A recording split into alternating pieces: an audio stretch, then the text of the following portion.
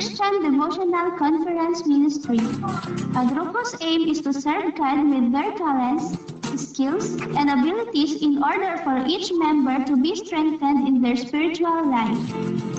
This group encourages non-members to do the same, and we wish to help each other in spreading the words of God for more people to know Him more as the way, the truth, and the life.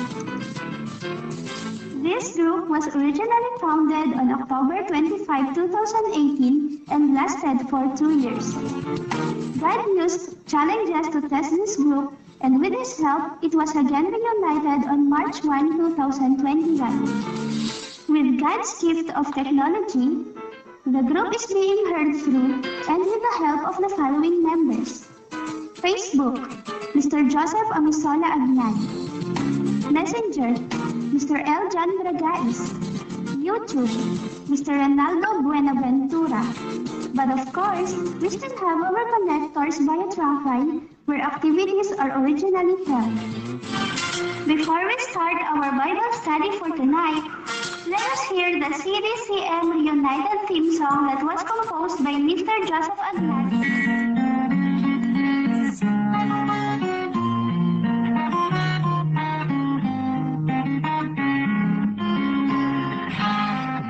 Isang grupo naglilingkod ng buong puso kay Jesucristong nagligtas ng buong mundo.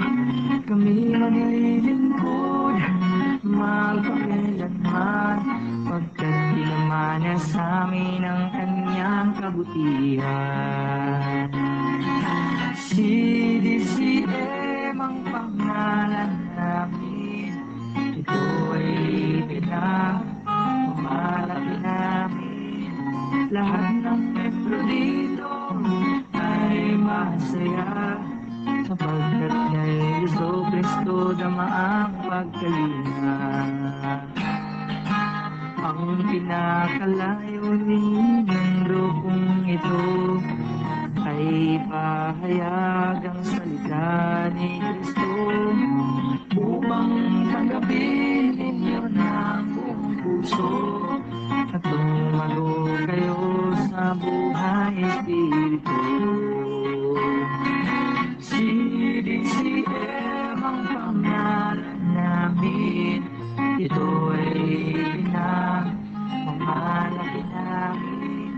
Lahat ng membro dito ay masaya, sapagkat kay Jesucristo dama ang pagkalinga.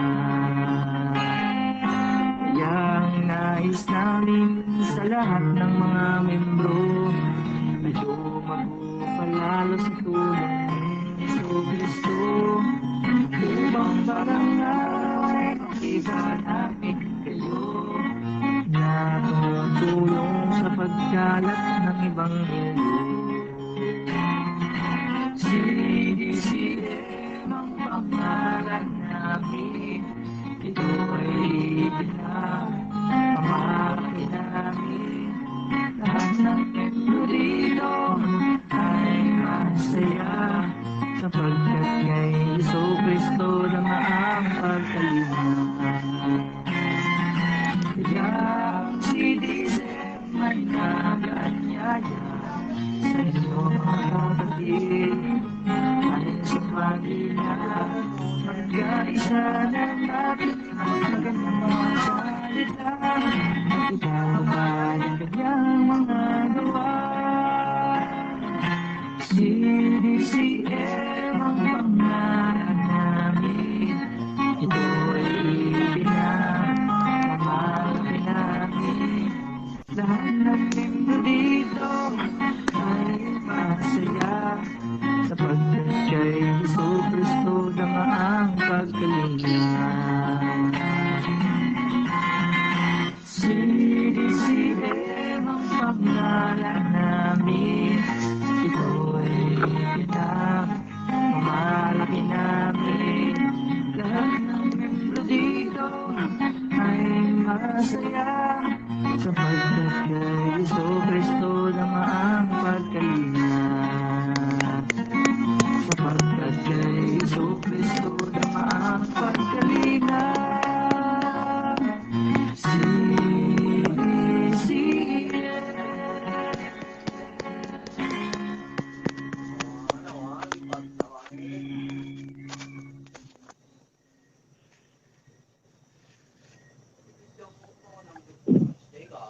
yes, magandang gabi po sa ating lahat, mga brothers and sisters. And ngayong gabi na naman po ay nandito naman po tayo upang makinig ko naman ng Word of God ngayong gabi. So, bago tayo magsimula, paki-like, comment, share paki-like, comment, at mag-share na rin po. At paki-subscribe ang ating YouTube channel. Yan. So, shout out nga pala dyan sa mga nasa messenger room at sa saan ba to? Sa Facebook Live, yung mga nanonood sa Facebook Live at sa yung mga nasa trunk line ngayon, makakasama ko. Yan. So, magandang gabi. At ngayon po, sa ating pagsisimula ay tinatawag ko na to ang ating opening song with opening prayer, si Sister Arza May. Magandang gabi po sa ating mga kapatid. At thanks God, kasi nandito naman po tayo malakas na siya ay pagpurihan at kanyang mga salita ay ating bahagian. At umpisahan po natin sa pag-awit po sa kanya. Awitin po natin ang Who Am I?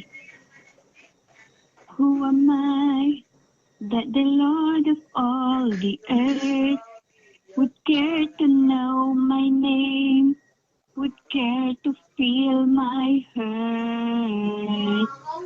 Who am I that the bright and morning star would choose to light the way for my ever-wandering heart? Not because of who I am, but because of what you've done. Not because of what I've done, but because of who you are. I am a flower quickly fading, here today and gone tomorrow. A wave tossed in the ocean, a vapor in the wind till you hear me when I'm calling. Lord, you catch me when I'm falling, and you told me who I am. I am yours, I am yours. Who am I that the eyes would see my sin, would look on me with love and watch me rise again? Who am I that the voices calm the sea, will call up to the rain and calm the storm in me? Not because of who I am, but because of what you've done. Not because of what I've done, but because of who you are. I am a flower quickly fading, here today and gone tomorrow.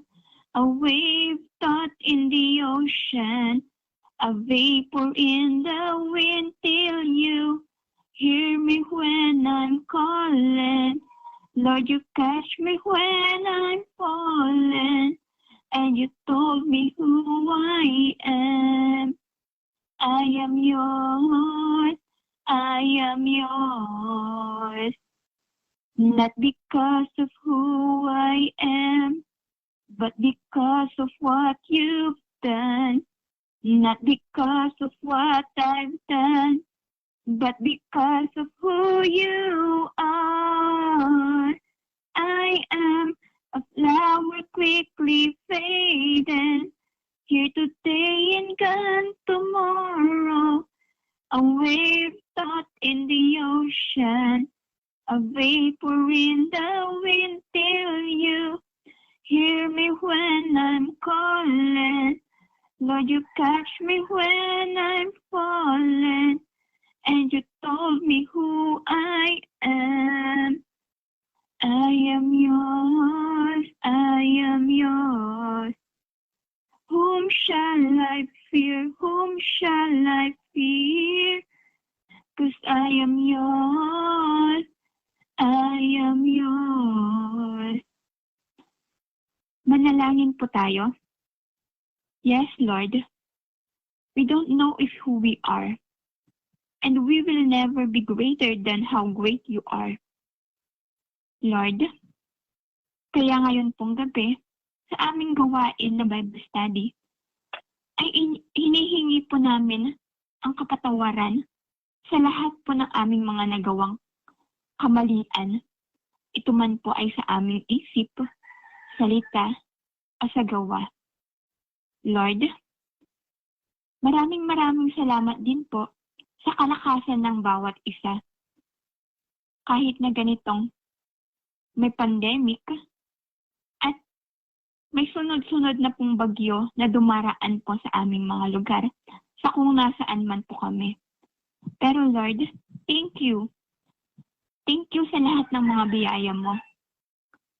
Lord, hinihiling po namin sa inyo na mas palakasin niyo po ang bawat isa. Lord, please sharpen our mind and our heart para aming mas maintindihan lahat ng inyong mga salita na ibabahagi ng aming tagapagsalita. At palakasin mo na rin po ang isip at puso ng aming tagapagsalita na kanyang ma-share ng maayos ang inyong mga salita. Ang inyong boses na po ang aming marinig. Lord, maraming salamat po. At we bring back all the glory and praises to the mighty name of your Son, Jesus Christ. Amen.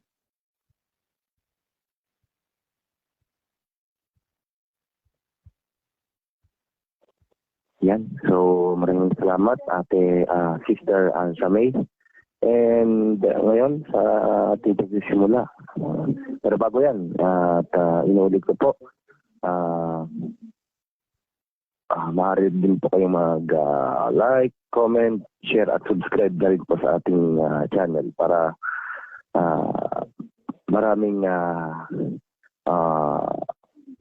marami po kayong matutunan sa gabi nito.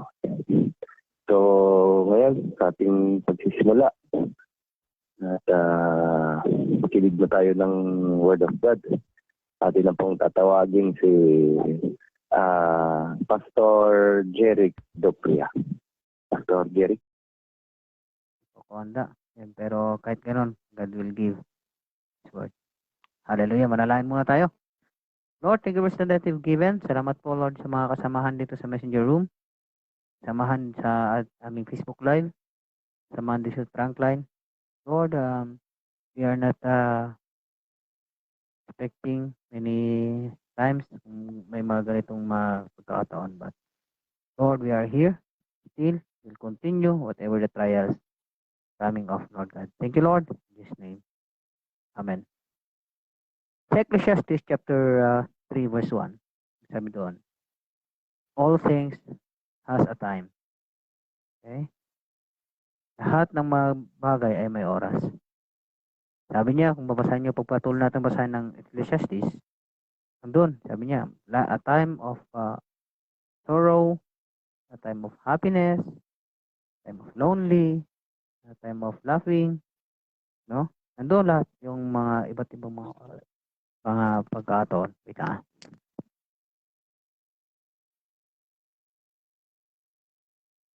Ayan. So, tulad nga lang sabi natin, no? Mga bagay-bagay na may mga oras sa ating buhay. At gaya ng pagkataong ito, dumating yung pagkakataon na yung spirit natin medyo ay naging problema. Yung lane siguro, or ano man yung naging problema. There's a time, kung minsan, meron yung time of disappointment. Hello po. And welcome po yung si Ganyong ka dating sa ating room. Ayan. Yan po, no? Kung minsan merong disappointment sa ating buhay, dumarating at sa kanyang pagdating sa atin, yun ang nagiging kung minsan ay yun ang no? Yung disappointment. Kung hindi natin makaya ito, ang mga susunod na dito, discouragement. Lahat na ng mga negative things. But a time of disappointment, remember that we need to have a time to encourage ourselves, to strengthen our faith in God's Word. Ang mga challenges sa buhay natin, mga kapatid, na dumarating kung minsan is so very difficult, no, na paglabanan. May time na parang hindi dumarating yung panalangin natin sa ating Diyos. But remember, always trust to God and have faith na yung panalangin mo, napapakinggan niya. Bakit parang bumabangga minsan sa bubong? Ay pagdududa kung minsan. Dumarating dahil sa disappointment na nangyayari sa'yo, discouragement na nangyayari sa'yo, meron yung pagdududa. But if you work on it and continue to have faith, trust God, and continue to level up yourself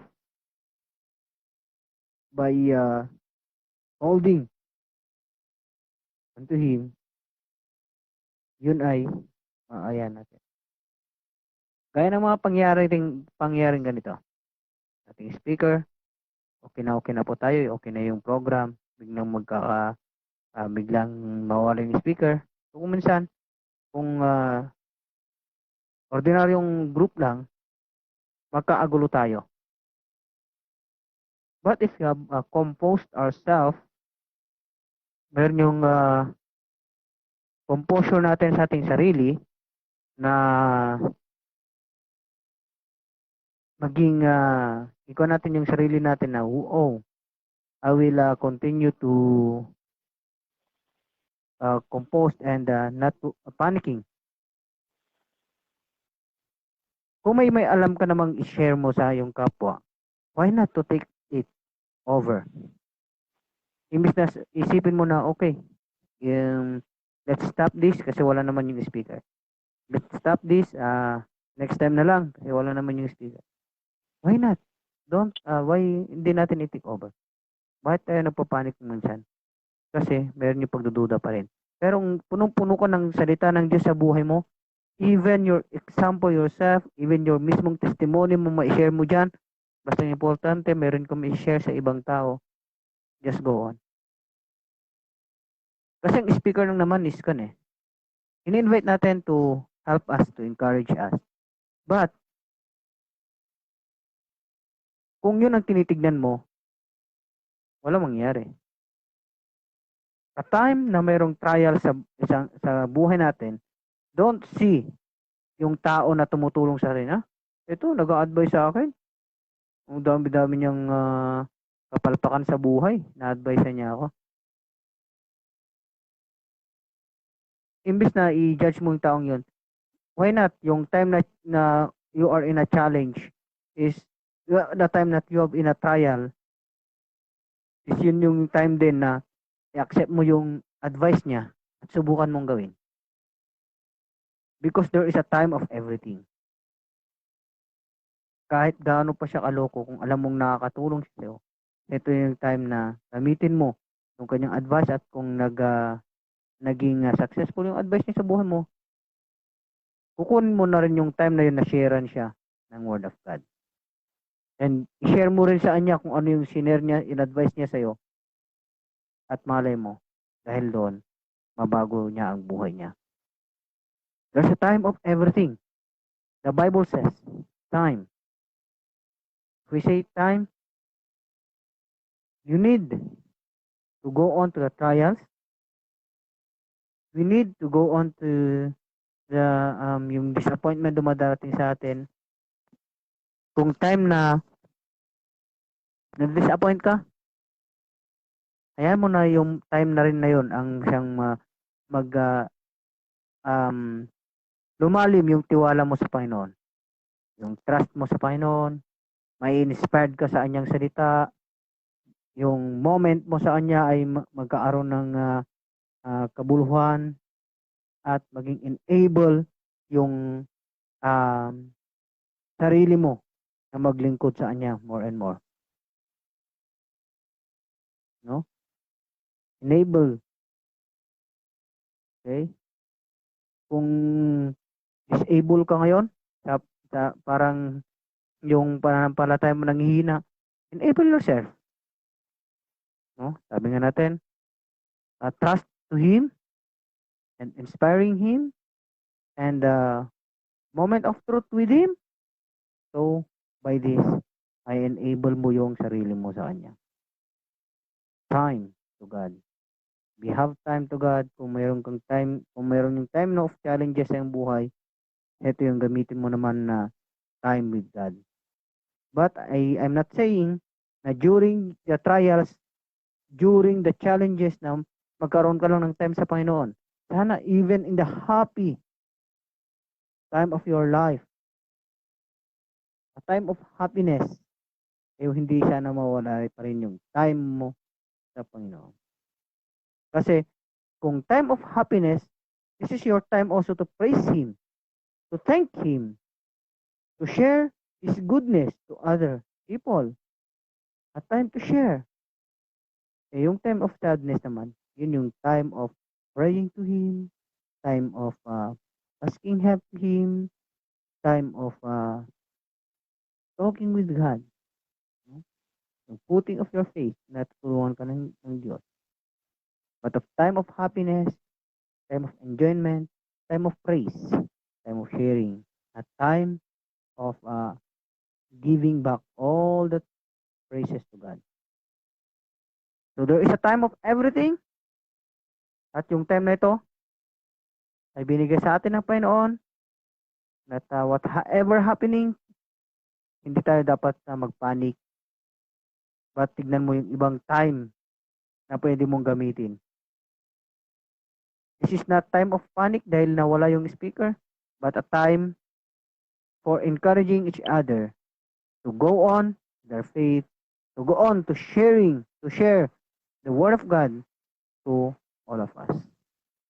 Maraming salamat at sana kahit ganitong kaiksi na Word of God natin na pinag-usapan ngayong gabi ay atin pong may isa-isip at ating may isa puso. Kung dito sa trunk line, kasi hindi tayo marin doon sa mga nandito sa messenger. Yan. Yung mga nandito sa trunk line, meron ba kayong may share about time? No? Yun sa Bible study to. Hindi ko nga yung bawat isa na mag-share kung sino may gustong may share about this, yung topic natin about time. Yes po, Brother Joseph. Oh, okay, Sister Janeline. Reflection ko lang na ho. So, a time for everything. Ito lang yung nagsasabi ko. May panahon tayo sa ibang bagay. May panahon tayo sa mga liwaliw sa mundo. Bakit nga ba hindi natin i-share ng konting oras yung ating Panginoon upang i-glorify natin siya? Tama po ang sinabi ng ating speaker. Hindi tayo dapat mag-panic na nawala yung speaker natin. Instead, ang pagpapanik natin, papalitan po natin ng prayers. So, hindi sila magpanik tayo, mag-pray tayo sa ating God. Mabigyan tayo ng wisdom na kung ano yung gagawin natin. So, yun lang no, na kapag tayo ay dumadaan sa mga ganitong trials, lagi natin alalahanin na nandyan si Lord na hindi tayo pinapabayaan. Lagi tayo niyang pinapalalahanan na hindi sila mag-alala tayo, hindi sila magpanik tayo. Diba? Ipag-pray na lang natin, ipapanalangin na lang tayo. And then magpapasalamat tayo sa mga bagay na meron at huwag natin panghihinayangan yung mga bagay na nawala. So, hindi sa manghihinayang tayo, palitan natin ng pasasalamat sa mga bagay na meron tayo. So, ayun po no, na ang pinakamahalaga talaga natin natutunan ngayon na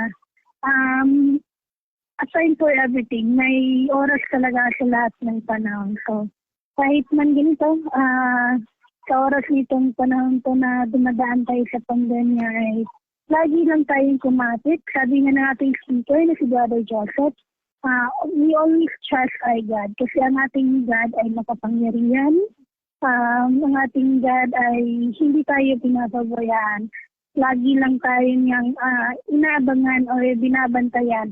Ang hinihintay lang ni Lord ay tumawag tayo sa Kanya, mag-commit tayo sa Kanya, or ibigay natin yung buong puso natin sa Kanya na magtiwala tayo. So, sa panahon nito, ulitin ko po, trust on God.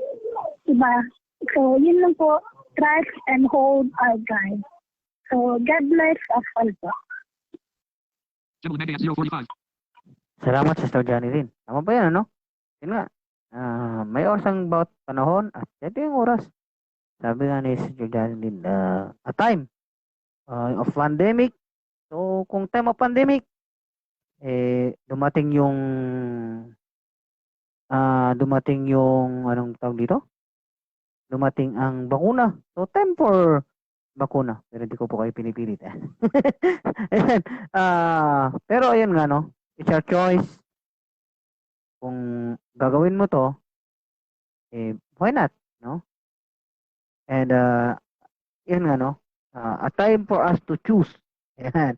Pag-vaccine ba ako? Hindi. Pag-vaccine ako? Hindi. Ayan. So, a time for us to pray. Di ba? Kung time ng choosing of bakuna o hindi, a time for you to pray. Ano bang dikta sa'yo ng Diyos? Yeah. Sino pa po? Anong may reflection about sa pinag-uusapan natin? Ayan. So, below. Mga kapatid. Ayan. So, parang ano na rin to connected na rin to sa pagiging busy. Ayan. Di ba sabi nga mayroon tayong time for everything. Sige, labas. Busy, labas. Labas ng labas. Ayan. Ako, sa experience ko, dahil sa busy ako, yung ginagawa ko, labas ng labas. Yun. Tuloy na swab. Nangyari. Pero by the grace of God, naging negative naman tayo. Pero ito yung yung lesson learned natin. Dapat magbigay din tayo ng time. Sabihin natin kung minsan ginagawa natin yun para kay God, pero parang, di ba? Siyempre, pinagkakaloob natin na sinasabi natin na pinagkakaloob natin kay God, nagiging busy tayo. Pero may mga times pala na may mga nagagawa tayo or hindi natin magagawa na dapat natin gawin, di ba? Dahil sa ating busyness. Busy tayo di ba? Busy sa paglabas, busy sa mga appointment. Yan. Kaya lahat ng bagay may time talaga. Ayan. Porque ganito, wala yung speaker natin. Palagi tayong handa. Sabi nga na naririnig ko rin dahil din sa ginamit din ng Diyos. Pastora. Ang sundalo ng Diyos laging handa. The soldier must always be ready. Diba? Kumbaga parang sa mga sundalo natin, dapat ready sila. May kalaban. Hindi lang sila kakampante. Diba? May time for everything na dapat yung busyness natin ay magkaroon din ng control yan. Na magkaroon tayo ng control sa bawat ginagawa natin. Kasi mayroon ng time sa bawat isa. May time kumain, may time matulog, may time magdasal. Everything, nasa atin na lang yun, yung control natin yun. Lahat naman tayo ay may mga oras. Kumbaga, binigay sa atin ni Lord yung oras Kumbaga tayo na lang yung time management. Nandun na rin yun. So, connected na rin yun. And yun nga, porque wala yung speaker natin, hindi na tayo magre-resume sa ating gawain. Kaya at least, mayroon tayong sundalong handa. Yan. So, to God be all the glory. Salamat, Brother Sel, no? Ayan. So, tulad nga ng sabi nila, no? Always be ready. Pero ang kwan pa dito, no? Marami nagtatanong, bakit kaya nagkaroon tong ganitong COVID nito? Bakit kasi nagkaroon pa yung COVID na yan? Noong wala pa yung lockdown, wala pa yung kwan. Yun nga, no? Yung mga ganitong lockdown. Minsan nakakalimot tayong makaalala. Hindi tayo pumasok sa simba church. May yung nagpapasyal ang ginagawa natin. Travel dito, travel doon. Going there, going here. Nalimutan natin bumasa ng Bible. Anong nangyari?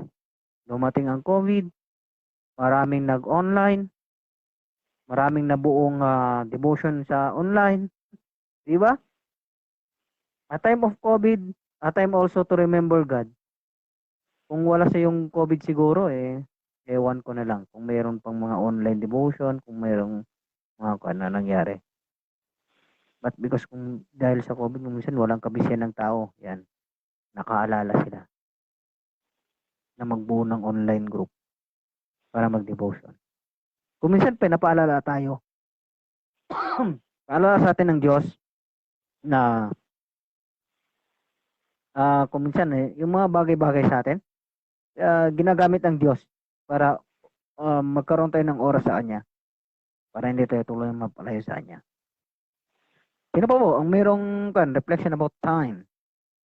I-share about time. Hello, Brother Joseph. Sister Arza. Yes. Time is like life. It's too short. But use it wisely. Gamitin natin yun sa ating mga kasiyahan. Lahat ng ating gustong gawin. So, let us also make time, maging masaya tayo, para ang Panginoon ay ating pagpulsan at ang kanyang mga salita ay ating pagbahagi-bahagian. And sa lahat na po ng trials na lumalating sa ating buhay, let's not put on our mind na it's a challenge. Ating isa-isip sana na it's a challenge, not a challenge na para tayo ay susuko.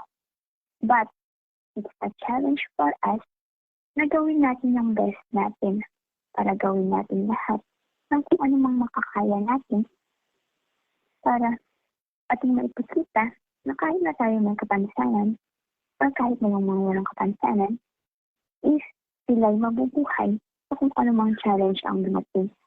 Katulad na po nitong pandemic na to. It's a challenge for us na gawin mo makakaya natin para tayo mabuhay ng maligaya at malusog at magagawa natin kung ano mang ating gustong gawin na kahit na yung hindi yung tayo pagaya-gaya. Hindi na sila natin kahit sa online lang. Hindi na naman ito ng devotion. Diba magagawa natin po yun kahit na nasa bahay lang po tayo. Hindi kailangan pumunta tayo sa maganda nga yung pupunta tayo sa church o sa mga simbahan. Pero at least, let's do our time ganitong pandemic. At least, magawa natin kahit na nasa bahay lang tayo. And time. Yun nga yung time. Napaka-short tayo. At ang Panginoon may binigay sa atin na nagpapalakas sa atin sa bawat isa for us na ma-enjoy natin yung time na pinahiram niya sa ating buhay. Kaya with the help of God, with the help of His Word, ng mga aral na napupulot natin dito, let us use it para ating ma-enjoy ng lubusan ang ating buhay. Kaya, brothers and sisters, don't forget to use your time not only for yourself, but also for the Lord. Yun lamang po. God bless po and thank you. Salamat, Sister Arsa. Tama po, ano? Time for our family. Yung nga, isa pa yun, ano? Noon, walang pandemic. Alis ka ng alis. Siyempre, nagkaroon ng pandemic, ayan. Nakulong sa bahay. Hindi nagkaroon ka ng time doon sa family mo. Diba? So, talagang tama po. There's a time for everything. At talagang si Lord kung minsan tinatime yung mga time niya is time management eh. No?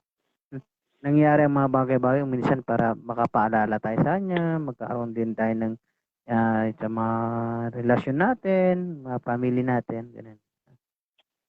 So, ayan. Sino pa po? Kung tayo ngayon walang ayun, si Sister Rose, Mary Rose. Ay, yun po. So sa akin naman po, dapat hindi lang kapag may trials tayo tumatawag sa Panginoon or may pandemya. Kasi napansin ko lang naman nung last year, nung lockdown po, ang dami kong naririnig na mga sasakyan na yung merong nagtatray po dito sa amin. Pero nung wala pa pong pandemya, ayun, wala akong naririnig na ibang dumadaan na sasakyan, kundi yung mga tumutugtog lang na mga sayo na secular. Pero nagulat ako kasi nung pandemya po, ang dami kong maririnig na mga nagtatray sila. Mga iba nga, rosary pa yung gamit nila sa pagtatray dun sa sasakyan na dumadaan na yun. So napaisip ako, ganun na lang ba talaga kapag mayroong trials, dun lang tayo magkakaroon ng time kay Lord. Sana hindi lang sa mga panahon na ito tayo magkaroon ng time para sa Panginoon, kundi sa lahat ng oras, alalahanin natin yung Panginoon. Hindi yung kung kailan may trials tayo, kung kailan punong-puno ng kalungkutan, punong-puno ng kaguluhan yung mundong ito, doon lang tayo magkakaroon ng time sa Panginoon. So sana kahit mawala na itong pandemyang ito, kahit wala na yung virus na nagpapahirap sa mundong ito, patuloy pa rin nating alalahanin yung Panginoon. Kahit nga oras-oras, di ba? Kausapin natin yung Panginoon kahit wala tayo sa gawain na ito. Yung bang sa sarili lang natin, di ba? Pwede naman tayo magkaroon quiet time para makausap natin ang Panginoon. So, isang paalala din sa akin itong message na to. Paalala din sa ating lahat po na sana sa lahat ng oras palagi tayong may time sa Panginoon. At siyempre yun din sa pagbabasa din po ng kanyang salita. So yun lamang po.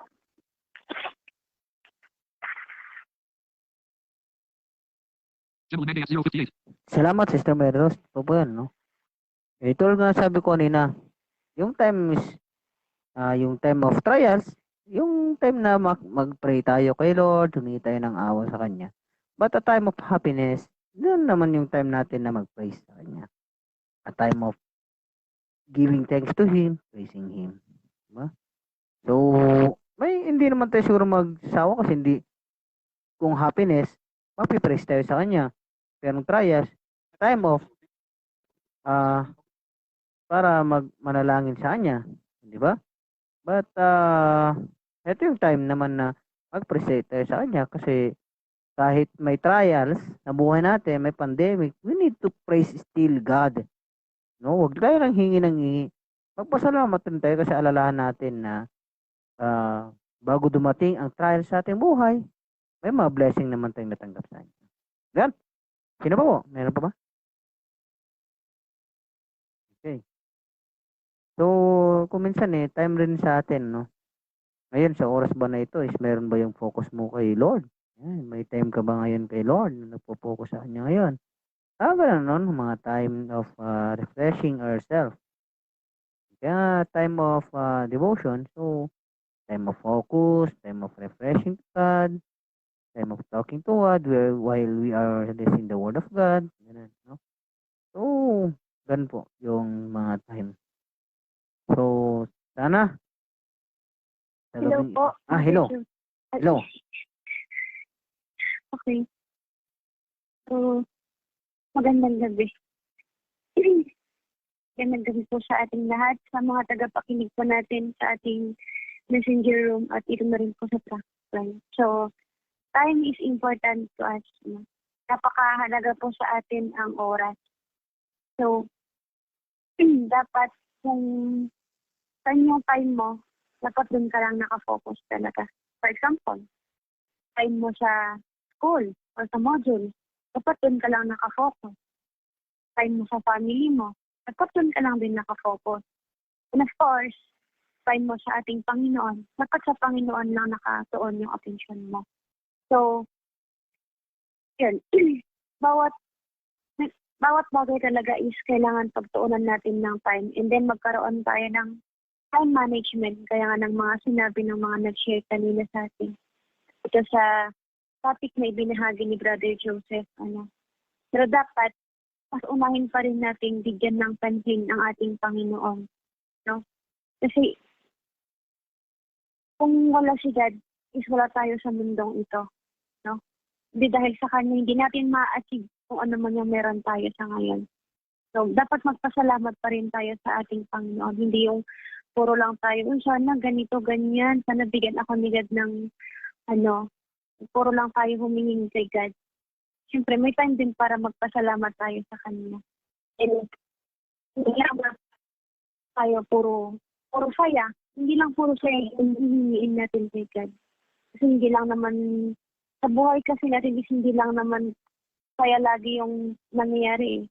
May mga times din na nalulungkot tayo when it comes sa mga challenges. Ganun. So, dapat hindi lang natin kilala si God pag may trials tayo na pinagdaraanan. Meron man tayong pagsubok o wala, kilala pa rin natin si God. No? Gaya nga ng sinabi ni Coach kanina. Kung kailan nagkaroon ng pandemic, saka naman nagkaroon ng mga online devotion o ano pa pang mga gawain about God. Na kumbaga, itong pandemic na to yung nagpaalala na pinaalala sa atin na laging nandyan si God para sa atin. Na dapat, siya lang yung dapat natin kilalanin. So, habang nandito pa tayo sa mundo, habang may oras pa tayo, bigyan natin ng time ang ating Panginoon. So, yung pagtuunan natin ng pansin, magkaroon tayo ng communication sa Kanya, maayos na komunikasyon sa Kanya. Kung ano yung time mo sa family mo, doon ka lang mag-focus. Kumbaga, focus lang. Ganun. So, napakahalaga ang oras para sa atin. Kaya wag natin itong sasayangin. Kasi once na nawala na tayo dito sa mundo, saka lang tayo makaka-realize na sana binigyan ko ng oras ang aking family, sana binigyan ko ng oras si God. Marami tayong marirealize. So habang nabubuhay pa tayo, is gawin natin kung ano yung dapat natin gawin. Karoon tayo ng time, hindi lang sa ating family, hindi lang sa ating mga kaibigan, o especially sa ating Panginoon. So nawa, ang naging topic po natin sa gabing ito ay magsilbing paalala po sa ating lahat na nandito po ngayon sa ating Trackline at sa mga tagapakinig din po natin sa ating messenger room na life is short, ika nga, napakaikli lang ng ating buhay.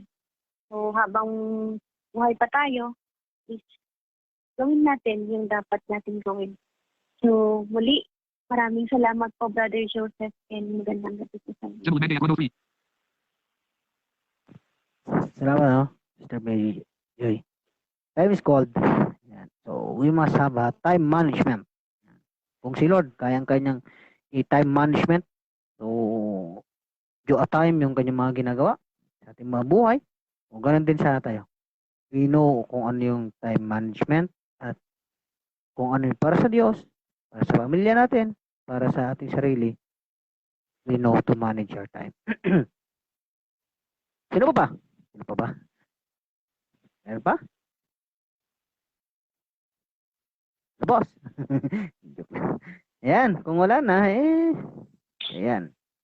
We want to thank Him sa lahat ng ginagawa ng Diyos sa atin. We want to magpasalamat sa Kanya, no, sa pagkataong ito. Yung naging topic natin. Maraming salamat sa lahat ng sharing and maraming salamat pagkat binigay ng Diyos sa pagkakataong ito para sa atin. Ayan.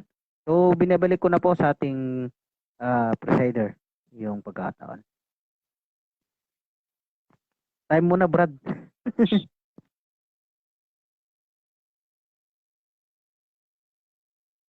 Mother Christian? Sana. Yan na. Yes, hello.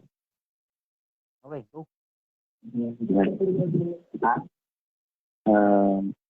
Yun, maraming salamat sa wonderful message. Brother Joseph. Yeah. So, bago po tayo magtapos ay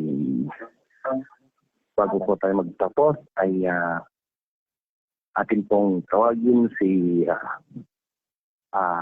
or inuulit ko na tayo po ay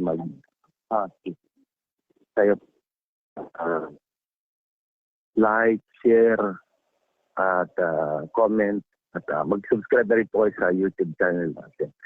Yan, mga nasa Facebook Live. Yan. Mga nasa Messenger Room. So, magandang gabi sa inyong lahat. So, yun. So, sa ating pagtatapos ay atin pong tinatawagan si Brother Greg Tangtet para sa ating closing song.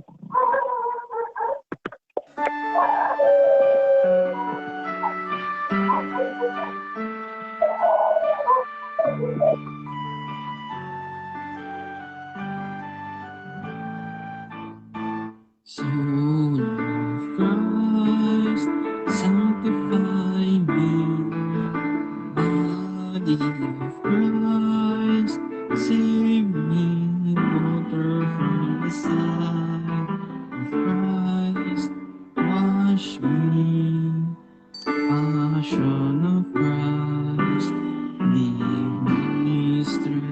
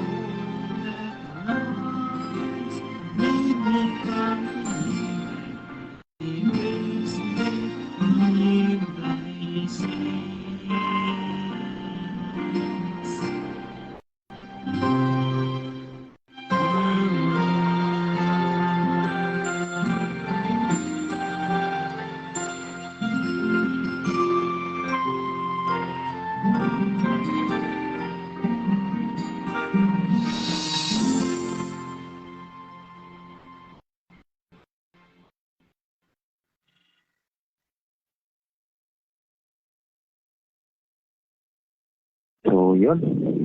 Napakagandang awitin. Soul of Christ. Or Anima Christi. Yan natin.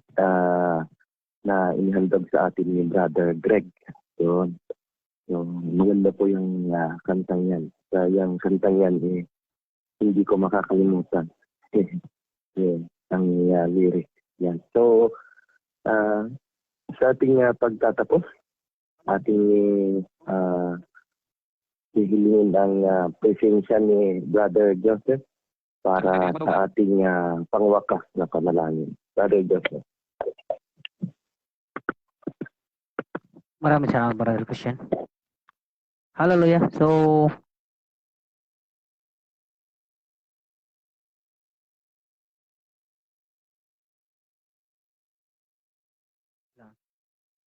Music mode. 3.mp3, 3 of 4. 4.mp3, 4 of 4, talks. Music yes. so yan ano. So, manalangin po tayo. Panginoong Diyos na buhay, maraming salamat po sa iyong kabutihan sa aming mga buhay. Thank you, Lord God, for your wonderful blessing. Thank you for your word about time, Lord God. Ito yung oras na binigay mo sa amin. So we just, we do kung ano yung nagawa namin ngayong gabi. Thank you for yung matiwasay na gawain ito. Natapos po namin. May aberyaman na nangyari. But thank you still because you are there and ikaw pa rin ang siyang tumulong sa amin. At ikaw ang gumabay sa amin para magawa namin ito ng katiwasayan, Lord God. Naway, ang mga salita mo namin napahinggan about your time, about we have a time for everything, turuan mo po kami by your Holy Spirit to have a time management sa aming mga buhay, to know when we are using our time, Lord God. Maraming salamat. Maraming salamat. And sa gabing ito namin pamahinga, ayan mo ng yung katagumpayan, ng peaceful rest ng aming maranasan, Lord, at bumangon po kami ng maaga bukas, ng umaga, na may kalakasan, na may bagong pag-asa sa aming mabuhay. Maraming salamat sa mga nakasama namin, na mga nanonood dyan sa Facebook Live, mga nakasama namin dito sa Messenger Room. Lord, thank you very much. Maraming salamat din sa mga kasama namin dito sa Trunkline, at sa mga manonood sa YouTube channel. Maraming salamat o Lord sa kanilang mga buhay. Lord, bless mo po ang bawat isa sa amin at ayan mo na tumimo sa aming mga puso ang iyong mga salita na hindi lang namin narinig sa labas sa aming kabilang tenga. Lord, ayan mo po na palagi mo nawa na ipaalala sa amin by your Holy Spirit na we are your children and we must have time always to you. Salamat o Diyos. Ikaw ang mapapurihan, ikaw ang may dakila, ikaw ang may taas sa pangalan ni Jesus. Amen.